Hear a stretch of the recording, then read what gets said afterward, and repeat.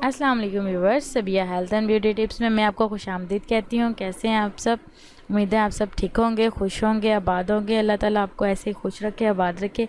सबसे पहले तो उन लोगों का बहुत बहुत शुक्रिया जिन लोगों ने मेरे चैनल को सब्सक्राइब किया, मेरी वीडियोस को लाइक किया, उनका मैं दिल से शुक्रिया अदा करती हूँ।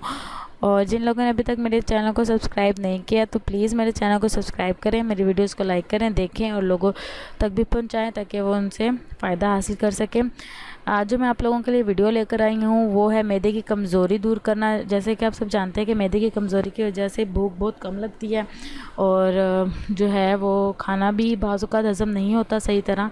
तो मैं उसके लिए आपके लिए टिप लेकर आई हूँ। और इसके अलावा एक मेरी बहन थी, उन्होंने कहा था कि अगर छोटे बच्चों को भूख नहीं लगती, मतलब कि 11 साल के बच्चे को भूख नहीं लगती, उसे ऑनवर्ड मतलब 11, 12, 13 इस तरह से टीनेजर्स जो बच्चे होते हैं उनको अगर भूख नहीं लगती तो उनके लिए मैं ये टिप लेकर आई हूँ। बड़े भी यूज़ कर सकते हैं, बच्चे भी यूज़ कर सकते हैं।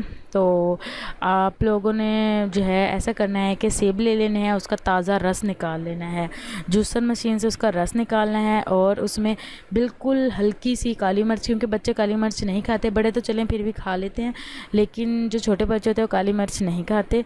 तो पीसी हुई काली मिर्च बिल्कुल चुटकी के बराबर आपने उसमें काली मिर्च डालनी है और ज़ीरा डालना है। ज़ीरा यही कि तवे पे पहले उसको भून लेना है, भूनने के बाद उसको अच्छे से पीसना है, पीस के वो भी हल्की सी मैक्सिमम 2 चुटकियाँ आपने ज़ीरा डाल देना है और नमक मिलाना है उसमें अपने जायके के मुताबिक, जितना आपने खाना है नमक उस के मुताबिक आपने नमक डालना है। नमक डालने के बाद आपने वो जो जूस है वो आपने सुबह निहार मुँह पी लेना है, ठीक है। अपने बच्चे को पिला दें सुबह निहार मुँह।